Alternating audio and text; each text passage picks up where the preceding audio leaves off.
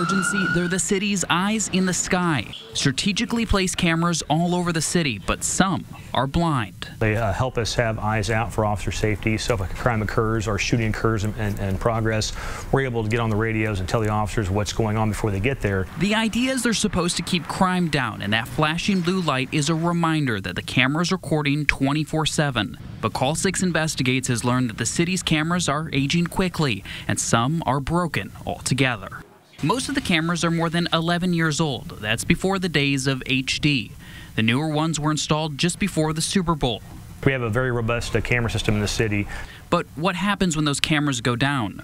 The maintenance contract for the cameras was never renewed and expired in 2010, and now the department has to pay out of pocket for every fix, a cost that doesn't come cheap. While many of the cameras are working properly, IMPD says the technology does go down, and they have to weigh the cost of repair with current budgets and public safety.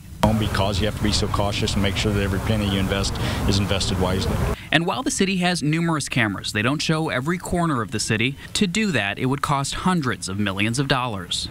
Instead, the department is trying a different approach called Project Greenlight. Is to be able to have a more robust look out in the community. It was first started in Detroit and allowed local businesses, organizations, and apartment complexes to wire their cameras into the police department, allowing police to see things happening in real time.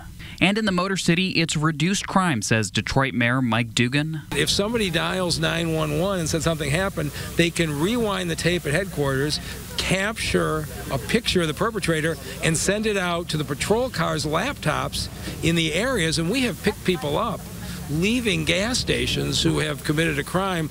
Back here in Indianapolis, they'll be modeling that program in Detroit, hoping to reduce crime by having more access to cameras and being able to see around the city.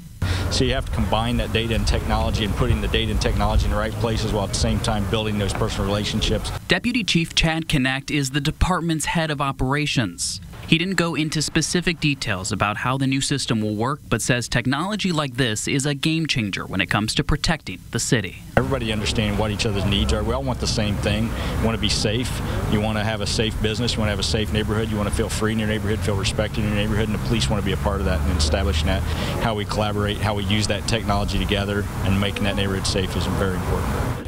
So when will we see Project Greenlight here in Indianapolis? The police department says they'll start rolling out the first phase of the program in June. Reporting tonight, I'm Call 6 Investigates, Paris Lubell.